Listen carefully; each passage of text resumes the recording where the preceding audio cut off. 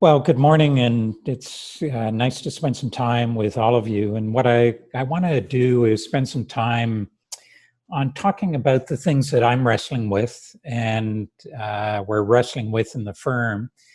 And before COVID, but now I think probably even more importantly, with the conditions that we're finding ourselves in COVID, is the question is what causes health? And I think we, in the age of COVID, we think of our frontline workers and we're excited about them, about keeping us safe, and we're banging our pots and celebrating. But I think the realization that I've come to that really they can't do it on their own. It's really not their job on their own. And I see that. I'm based in Toronto, based in Canada, but this stat from the New York Times is worrisome that says that here, there in the United States, that a significant amount of the people in that country have chronic conditions that put them at serious peril from COVID. And if I look at that in the stats compared to Australia, they're quite similar. And you look at these stats from the number of people that have either 1, 2, or 3 chronic diseases, which COVID loves. And then if we translate this into where we are in our healthcare spending, I think this is very similar to Australia.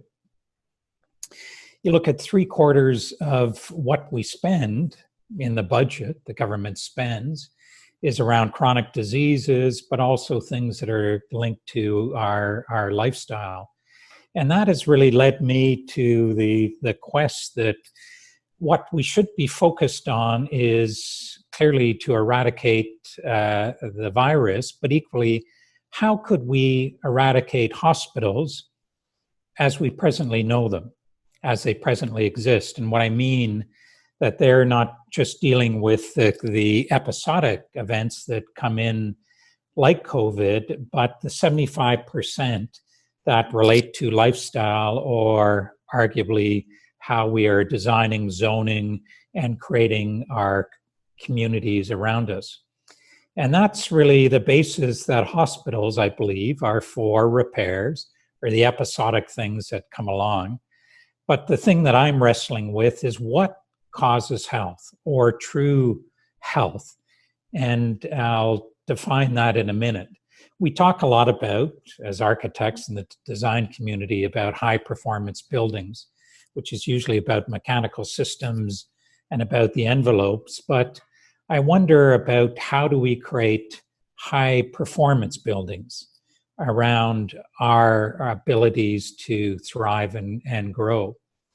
And do we have the ability as architects, designers, clients, and owners to tune space or adjust space? And it's tied to, for me, this German word Stimmung, which is really about the atmosphere, the subtleties, the mood about space that we have a physical and emotional reaction to.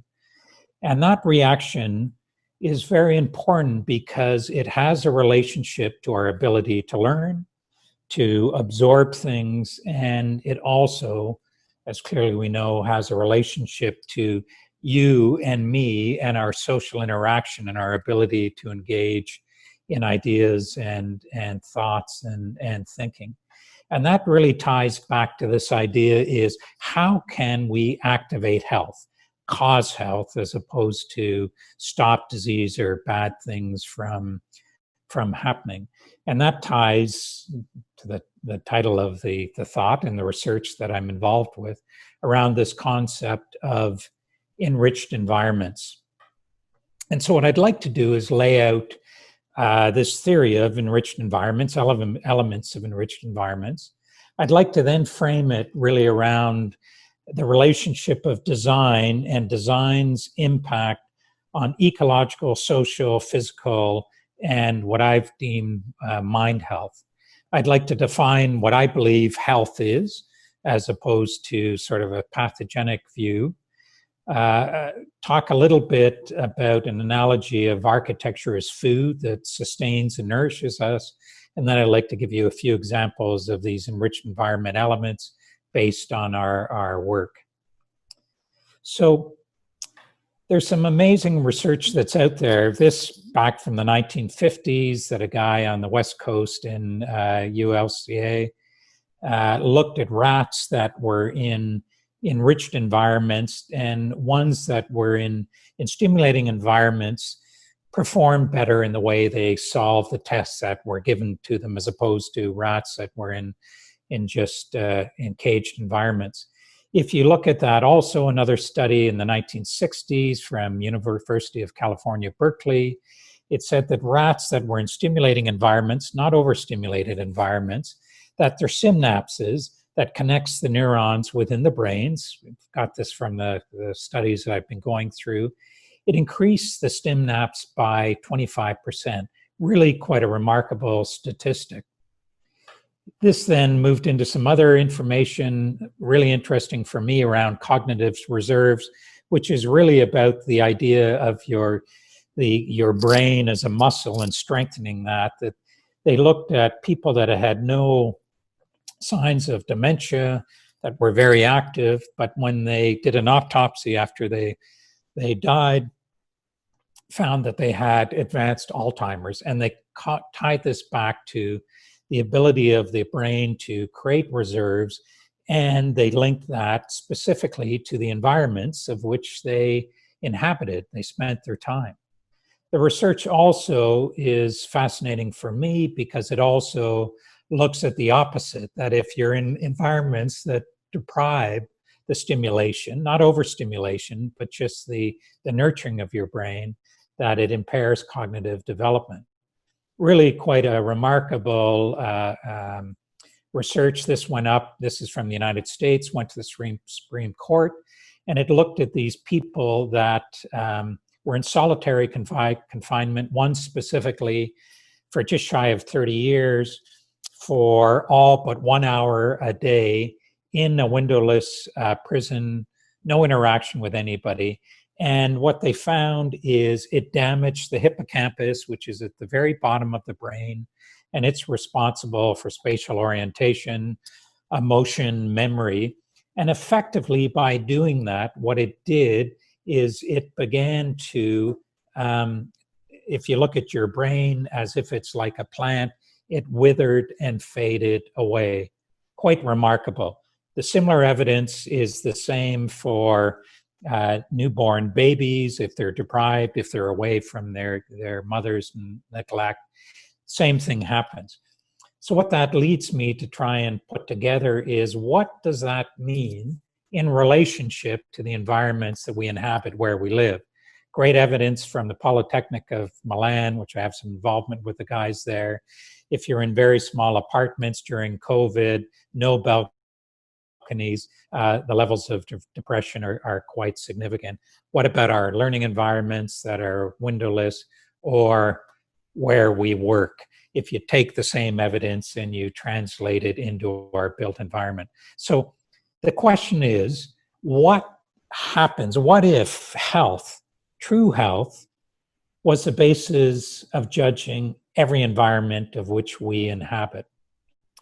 What if we were, as architects, clients, professionals, and public bodies, dedicated to creating environments that enhanced and caused and stimulated health?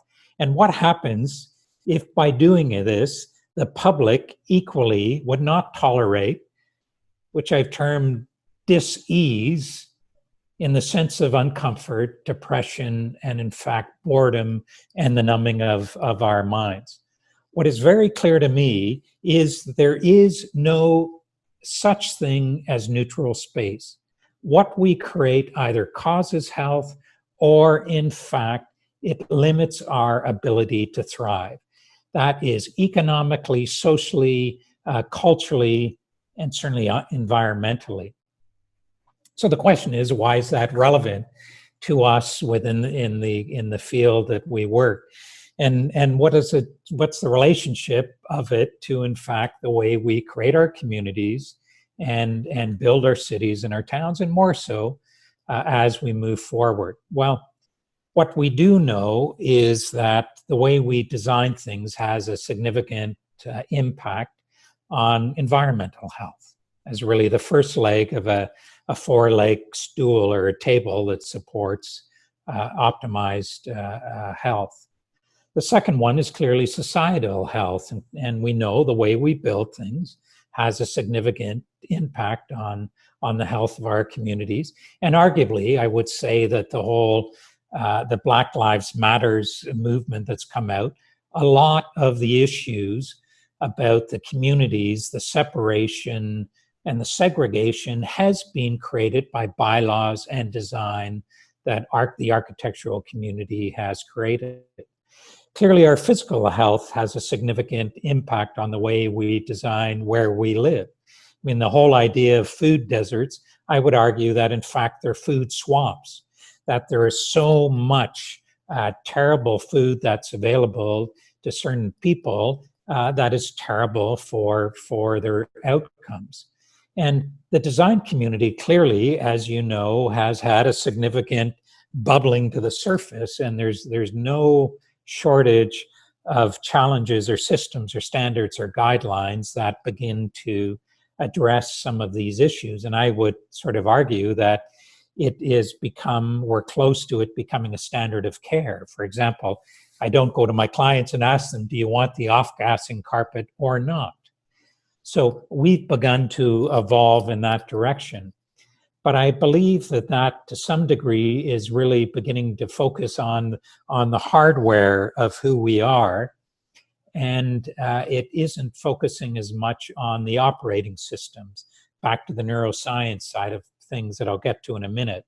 And that has a relationship to the interoceptive, our perception of the inside of our body, the proprioceptive, which is around the things around it, and the exteroceptive, which is really, we have an extraordinary ability to sense all of the environment, the physical environment around us, and certainly that of which we create. And that has a relationship really to this idea of mind health. And I'm saying that as mind health as a muscle as opposed to really as often deemed mental health.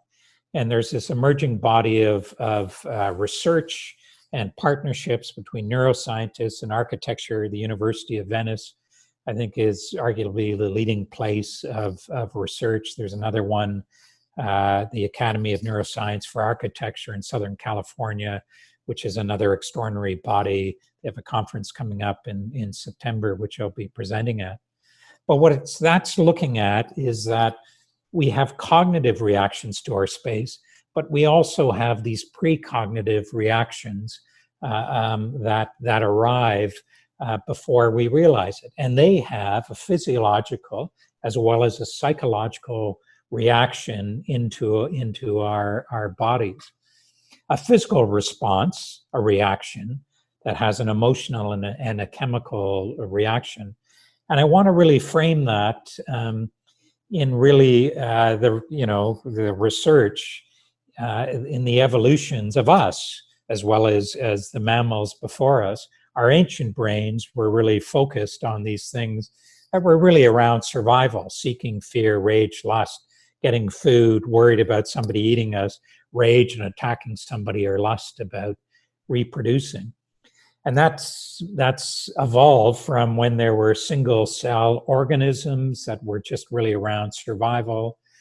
The evolution into reptiles, which was really back to that seeking, rage, fear, lust side of things.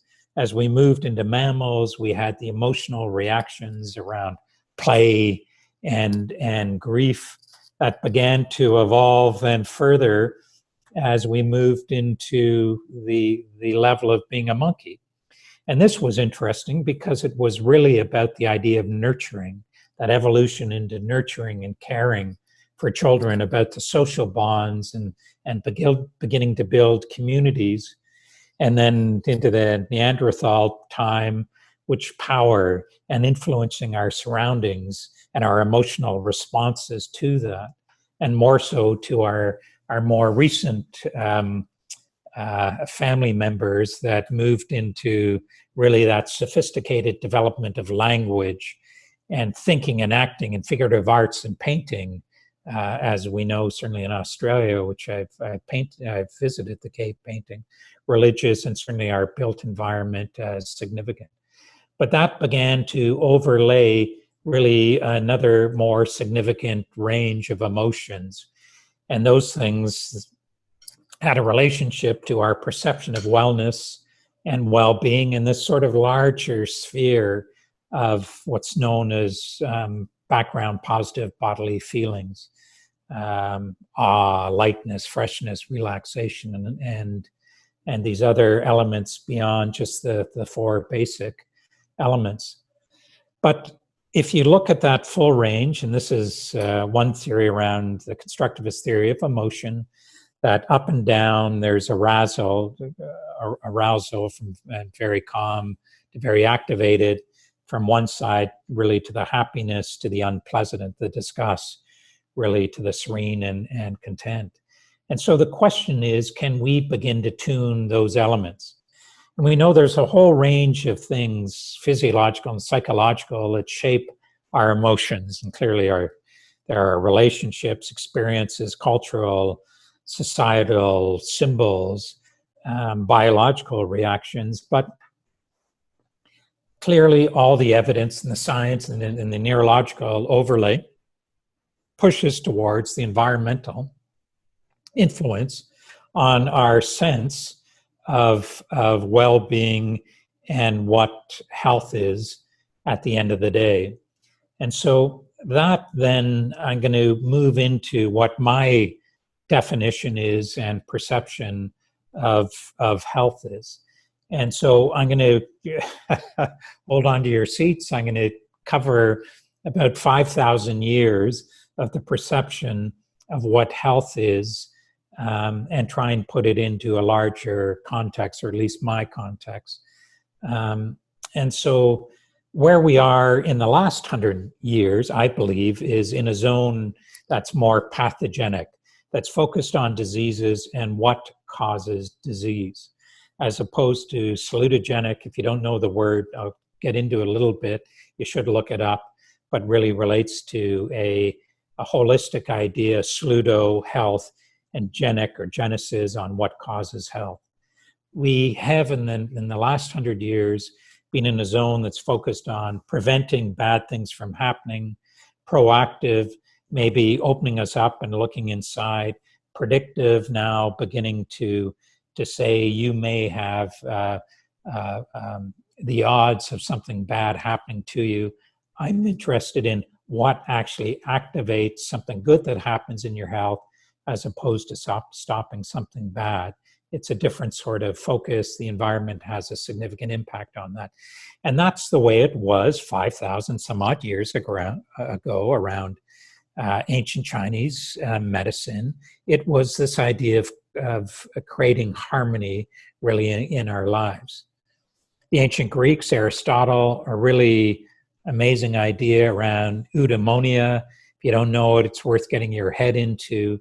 But these ideas of flourishing that's tied both to ethics, philosophy, the grandfather of one would argue, medicine, Hippocrates, wasn't just about disease, but was really about the idea of diet, lifestyle, and our environmental health. Continued on into the Romans, really the whole idea of bringing in fresh water, aqueducts, the fantastic public baths, and the sewer systems. That then moved into this period, and if you look at the list of items that are on the slide, these things are all coming back to our daily lives and our practice and our ability to engage these things. Naturopathic medicine, the idea of homeopathic medicine, hydrotherapy, herbalism are all back. That then took us into a time in the mid-1800s, in fact, very similar to where we are right now. The pandemics, 3 of them cholera, that went through London, in fact, a lot of the parts of the world. This guy, John Snowden, began to understand what spread disease, and that was really the foundations of understanding germ therapy in the third quarter of the 1800s.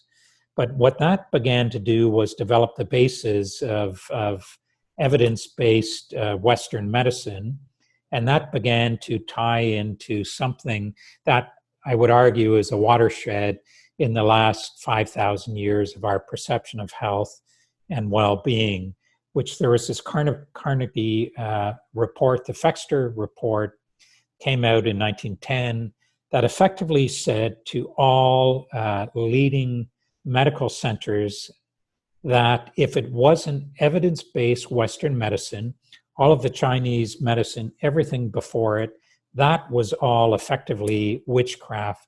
And we pitched out all of that, thousands of years of our understanding of well-being, to a very, very narrow perception of what health is, which has dictated us for the last 100 years.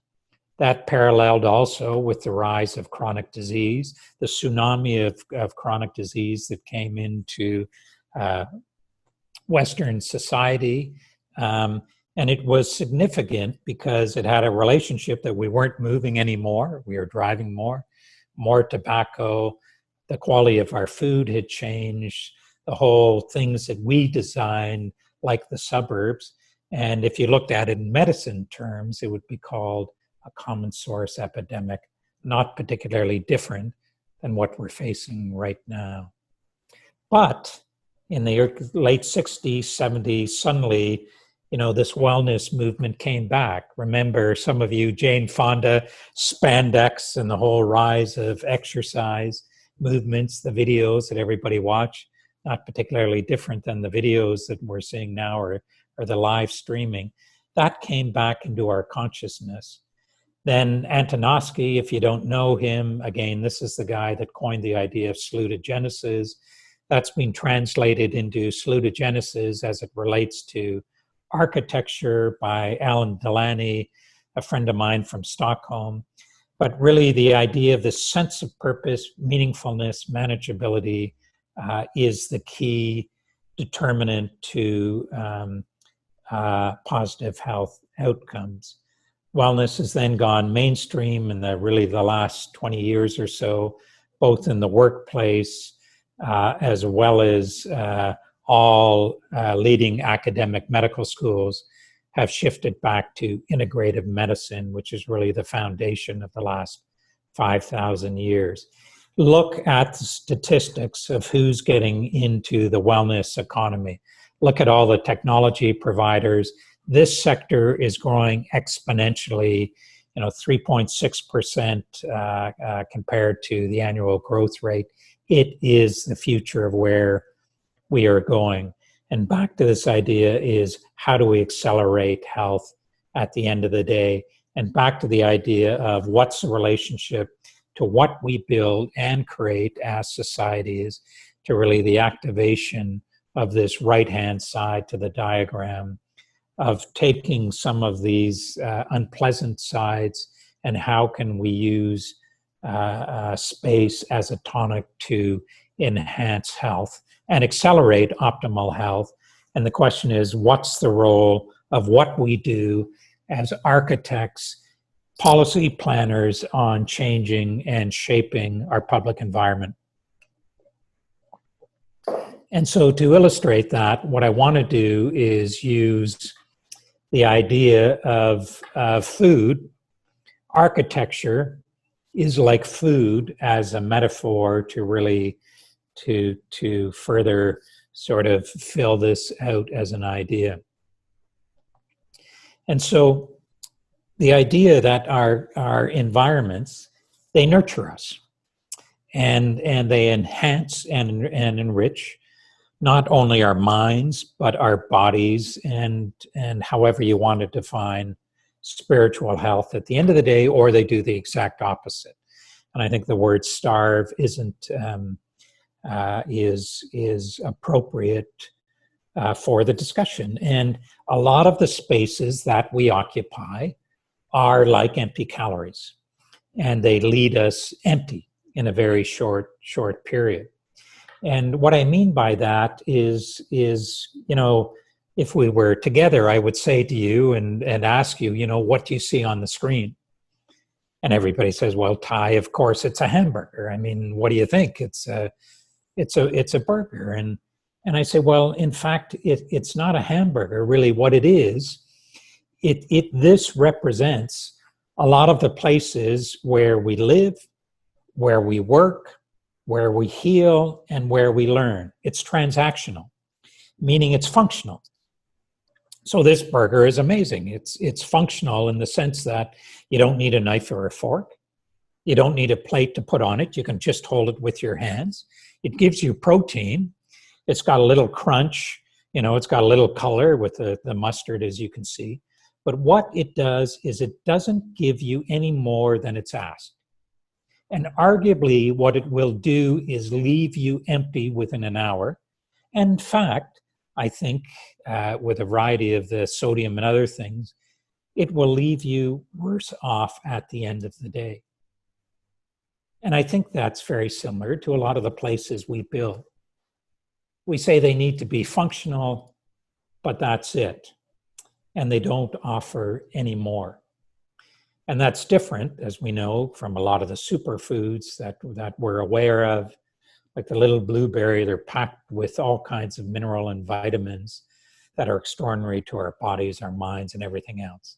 And architecture, the basis of our research, there are super vitamins that are out there that we can intentionally add to the places we inhabit. And that's back to this elements, this idea of Stimmung, about creating these atmospheres. And in fact, I think you can think of them almost as if spices that we begin to add that may be like earthy or nutty or sour, bitter, that we all interpret in different ways, but they are very intentional and they create a specific mood, that they tune the space around these constructive human behaviors. And they have a relationship to moving towards some of the positive side of the equation, which then begin to enhance our relationships, memory, and other things. So those elements, at least the way the elements of enriched environments, these are the ones that I'm defining through the research, and I'll walk you through that right now. So they're around the idea of variety, vitality, sense of occurrence, optimism, nature. It's sort of a primal one. This idea of solid stillness, intimacy, I think is probably no more important now. Authenticity, generosity. Think of generosity of spaces that we're in, or the opposite, like the transitional space. But let me walk through them with some of the examples of the work. You can see what you think. So the idea of variety and vitality, I think it's very important.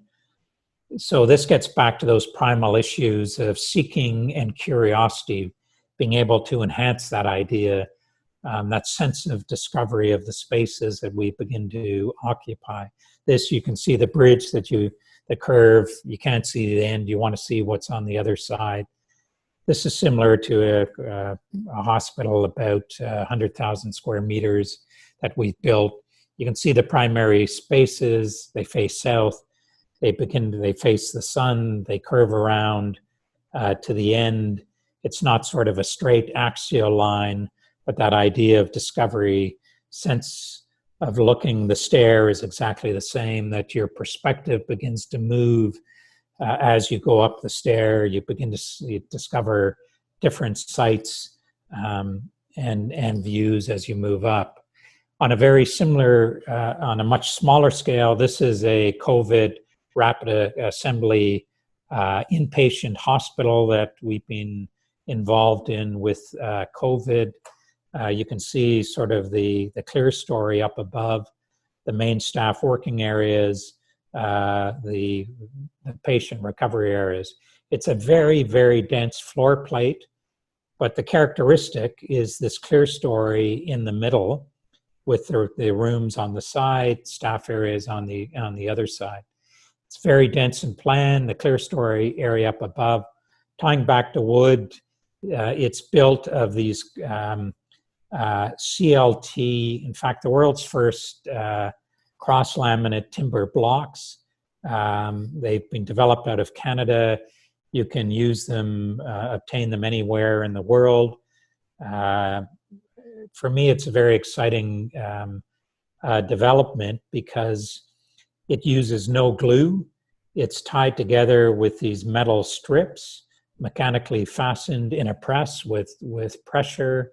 You can make over 1,000 of these in the span of an hour using this sticky metal, tying it together like a metal Velcro. And it creates these things that are absolute precision with the same qualities of a CLT, the same strength and performance as a concrete block, and the same ability to stack up and simplicity as a Lego block. No mortar. And it's a game changer because we know the labor is the primary cost in building. There's no labor that's around us. This thing requires no skill. This whole week where the company is assembling them on 5 different properties. And what's important about the rapid assembly in a very simple building, very dense, that we've seen in a lot of these dark cavernous spaces on the COVID buildings, is the important thing with these, with the clear story, back to the variety and vitality, is while you're lying in the bed, conscious or not, you can begin to look out of the window. And that's important both for staff and for the patients because it begins to connect you with the change of seasons and time and day as opposed to being in an environment of which you've lost sense and any hope for a normal sense of our life. And so that variety and vitality as an important element of enriched environments for a large environment or a small one. This idea of sense of occurrence, this in the example of a learning environment, venues where you feel engaged and stimulated. This is a school that we've just opened. We've bent it into a curve. This is the main lobby that you walk in. The glue lam beams, nail laminated deck, tree-like structures.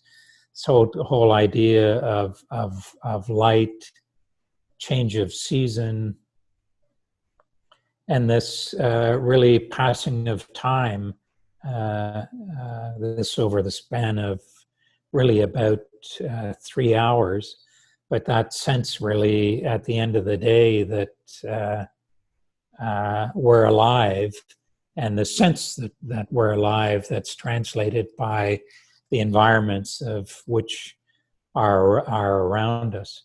This other idea about optimism, it's maybe something that we don't talk a lot about in the present condition of which we find ourselves, but I think it is fundamental of the architecture that we create that translates this idea of abundance in life. This is a cancer center in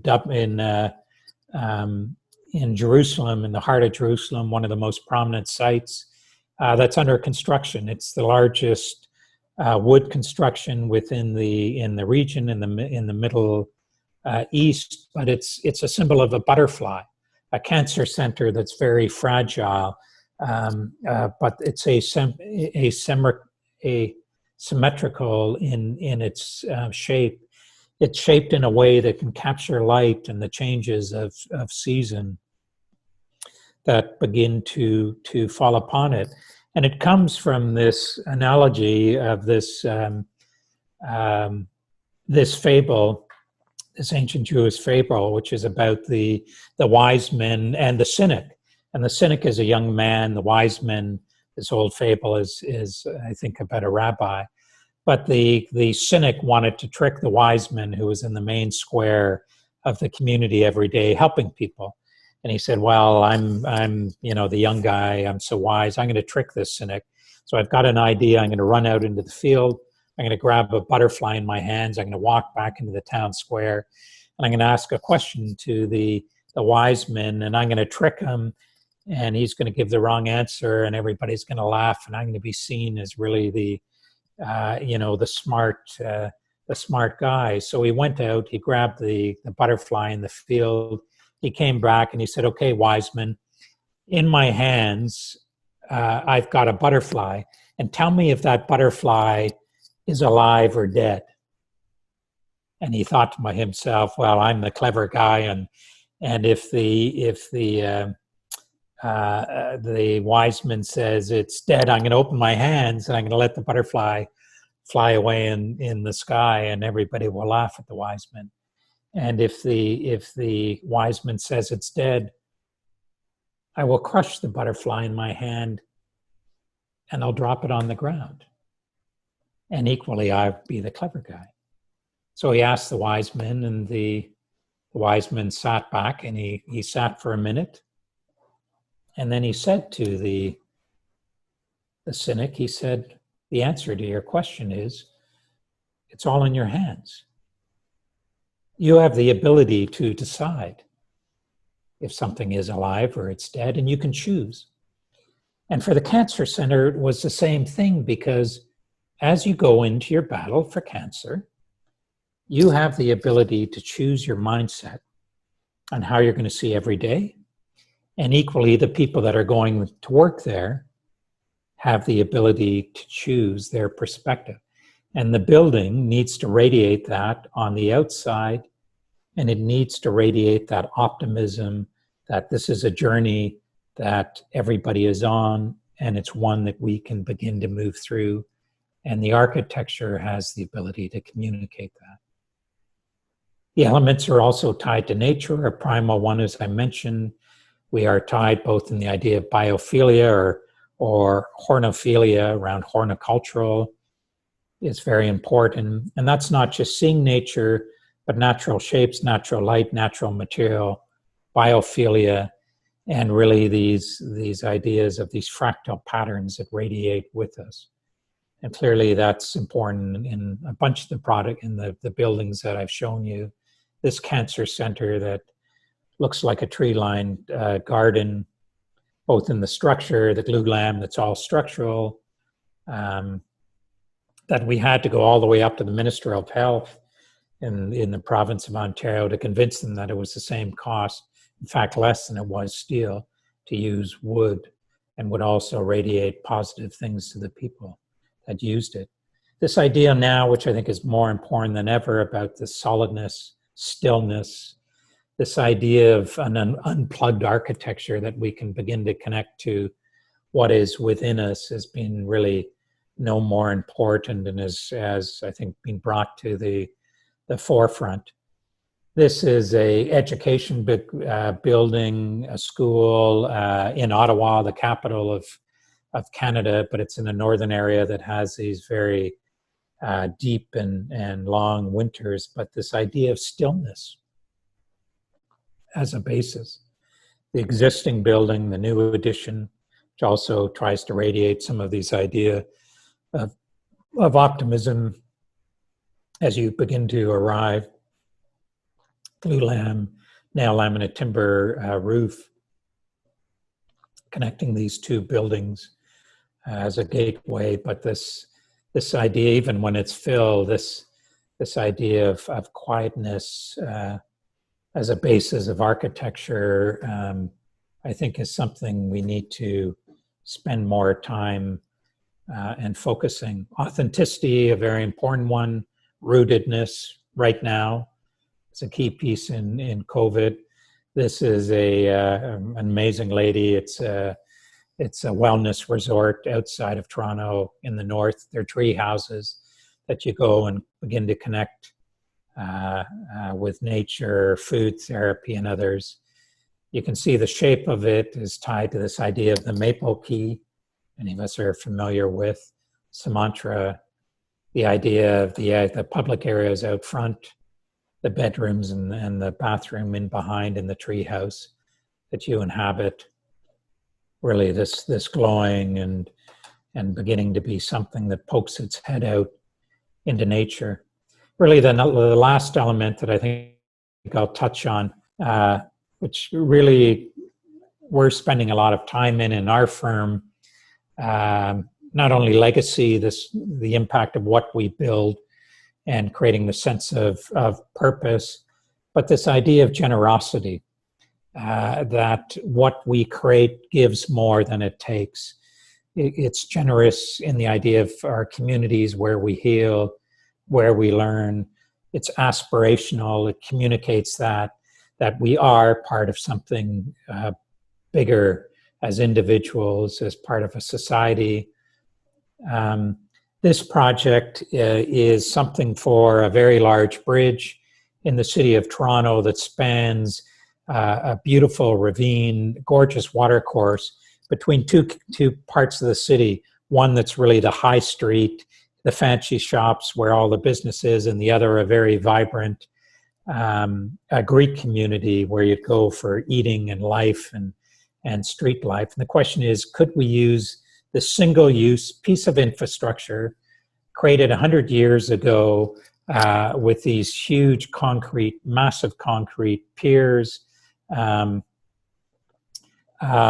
then have these lightweight steel frames, and could we use these to support communities, places where we live, libraries, community center, micro retail. And the idea is that creating mixed-use infrastructure isn't a new idea. We design our communities as being mixed-use, our streets. That's a fundamental basis of what we do. But is it a new idea? And clearly, we know it's not. If we look at Venice, we look at Florence, there's about 5 of these things around the world. And when this bridge was created, it was amazing because of the spectacular views that it gave to the ravine, the city, and the watercourse beyond. But today, it's a wasteland. You know, it's traffic dominated, the length of 5 football fields. And the worst part about it is, you know, in the early 2000s, it was the place before, or the place where there was, you know, 500 suicides, people jumping off the bridge before this, what was called a luminous veil was added. And this barrier, the suicide barrier, was added to much fanfare.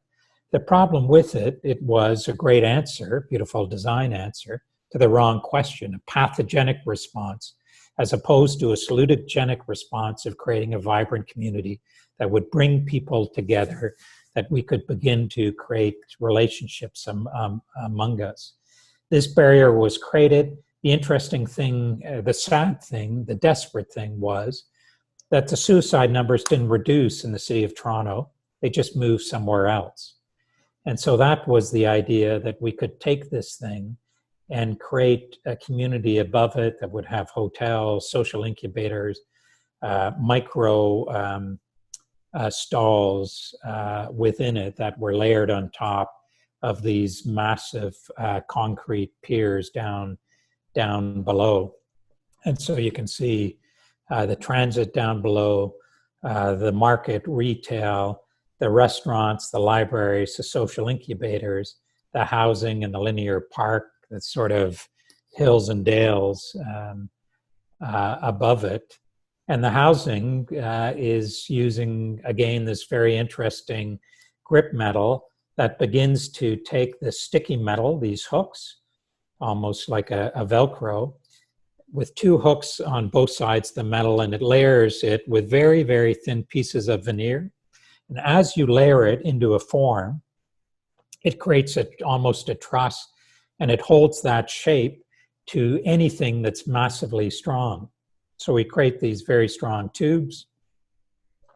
Instead of a square box, we roll these things up.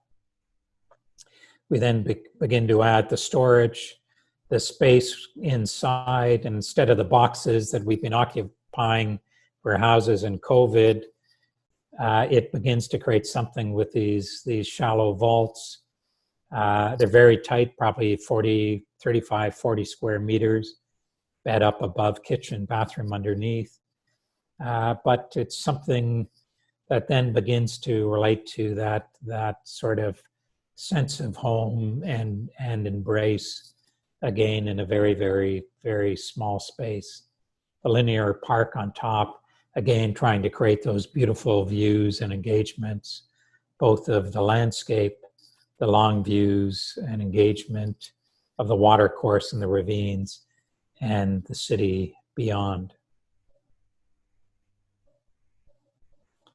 The elements, the pieces of how can we begin to intentionally, in this time of when we're put onto our back foot, we're feeling uncomfortable and unsettled, what is the role of what we do as architects, as owners, as clients, as municipal officials, to recharge, to reinvigorate the places where we live, that begins to create this societal, physiological, psychological, underpinned by science, neuroscience, research, amazing research, that then begins to create the conditions of we can enhance our social bonds that have been so battered of late, to enhance and stimulate our learning, our memory as a society, for one reason, to create the conditions of which we can thrive, and flourish and move beyond sort of the defensive stage of where we've been as a society, to move forward in a very robust way of recreating and enhancing those fantastic bonds of society. Those are some of the things that have been weighing heavily on my mind, and the work that we're doing in the office, and the discussions that we've been having with our clients, and in fact, the people that lead our community. So I hope the stuff that we've been wrestling with and sharing that with you, I hope it gives you something to take away with and use it in a way that can move us all forward globally, beyond where we have been in this fragile time. So, Adam, thanks for the time, and I'm happy to answer some questions on the things that we've been wrestling with. Thank you so much, Tye. That was absolutely brilliant. If everyone wants to show their appreciation, you can do so in chat, and I'll share it with Tye after the presentations. We've got a whole bunch of questions. I remind everyone they can leave them in the Q&A function on Zoom. We've got a really interesting one here from Michael, and he says, what strategies would you recommend to us to help convince a client that values budget more than carbon footprint, or the resulting health benefits when occupying a wood building, to build with mass timber over a steel framed or concrete building?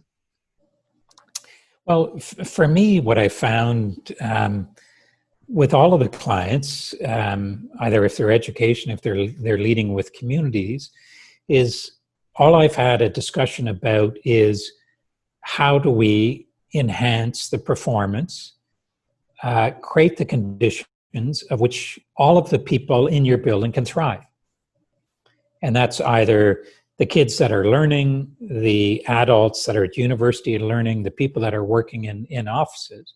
And I think it's not just, it's going back to thinking about optimal health as a tabletop that has 4 legs. Environmental health and ecological health is very important. Our physical health is very important. The health of our societies and our communities, either within a university or within a business, that community is very important. And also our mind health is important. And the space is a driver for that. And when I talk about our clients, the CEOs, the head of schools, or others, they all know that intuitively. I say, where do you do your best thinking? And can you picture that in your mind's eye? And they say, oh yeah, definitely. I say, is that where you work? And they say, of course not. I work in a terrible cubicle or something that doesn't have any daylight.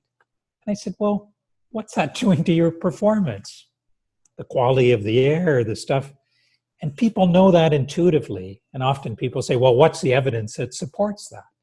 Well, there's tons of evidence, neuroscientists that's supporting it. But I say, does that mean something to you inside your gut reaction? Am I saying something crazy? And they say, well, no, of course not. So we need to get into those discussions that are very human. And everyone that I've had a discussion about it, and I've said it's backed up with the neuroscience stuff that I support it, and I have had zero pushback. In fact, there are people that are coming to me and said, Tye, I understand that. I need your help. So those are the discussions I think that we need to start talking about the bigger environment of health. Architects in the community have been doing very well on the ecological side, sustainable. But if you look at the mind health of just that wood and the study that we all know well on how that makes me feel, and the chemical and the mental, physiological and psychological, it's all documented. Absolutely. It is something that just seems intuitively obvious that, you don't necessarily need to read all the research in the world about. I've got a question here from an anonymous attendee. Does exposed timber have an impact on the stimulating potential of spaces, or is it just the design? So I guess how do you use timber to enhance this? Well, I think that the timber is an extraordinary one.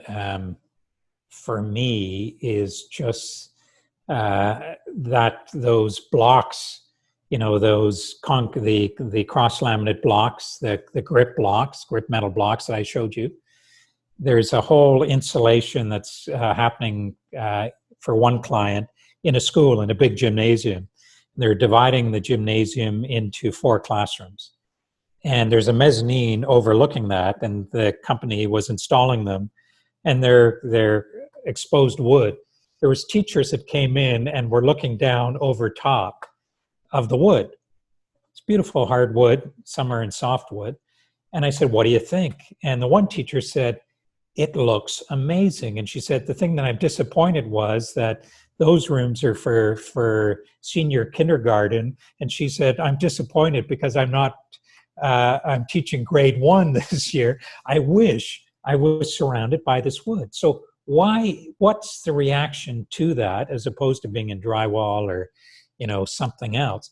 There is something intuitive that's deep down inside of us that we respond to. And there's tons of studies that relate to it. So that's an anecdotic, sort of reaction from just this week, that we resonate deeply for some reason, because I think we can see the grain of the wood, we can see growth and life and time. Maybe that's the elements of biophilia, but it is undeniably powerful. There's the evidence, but it is back to that resonator, which is our gut, that something happens there. So you can follow the science if you want and the evidence there, or you can follow, your gut that's based back to, in fact, the neuroscience response. Mm.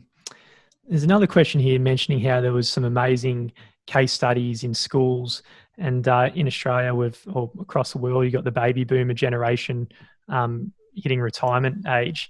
So is there any precedence in aged care or senior living using these concepts? Well, it's a sector that we're, in fact, very busy in. And in fact, I know a lot of brilliant work that's been done in Australia. There's a group that we've been involved with that's been doing Dystrevia, that's been doing some amazing work in that zone in Australia. I think it's that primal response is the same in the school system as it is in the older age, and part of that is back to our sense of quality, our sense of time, the emotional response, that the idea of being connected to something that has age and longevity as a basis of it. It's an area that we're really busy. There's one that's on our website that's on the west coast of Canada, that in fact the whole basis of timber is what we use both in shape and form and material. And in fact, I would add also that in mental health facilities, There's some great adolescent mental health facilities in Australia that I've had some involvement with that support the same ideas here, and in fact the materials. Fantastic. We've got time for one more question, and again from an anonymous attendee. Can you suggest some books that are a good point to start on this topic? There is a variety of books. One, a New York Times author, which is called Welcome to My World, or Welcome to Our World. Richardson is her name, Richardson Goldring.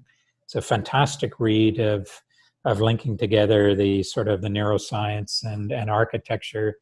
The other website to go to is the Academy of Design for Health. It's great resources. The Academy of Neuroscience for Architecture. It's another great resource. The other one that I would recommend is the University of Venice, UVA, the Master of Neuroscience Applied to Architecture and Design. You should get your heads into that. The whole science, the fMRIs, the whole idea of technology connecting up with beginning to quantify what we know sort of intuitively for me, it's a very exciting area, albeit I'm presenting the first draft of my thesis next week on the master's degree. So I've got probably 50 books. I'd love to circulate a bibliography. I'm up to my eyeballs. I think Amazon, the delivery guy of Amazon and I seem to be best friends by now. But anyways, I'd love to share that. Go to our website, farrowpartners.ca. There's lots of information on the subject there. Thank you so much, Tye. We might leave it there. And just one note for reading. There was research done by Forest and Wood Products Australia and conducted by Pollinate into the effect of having exposed wooden surfaces in office buildings, and what they found was there was increased productivity, lower sick days and absenteeism, and all the intuitively obvious kind of signs you've been talking about, Tye. So we might share that in the email that goes out afterwards.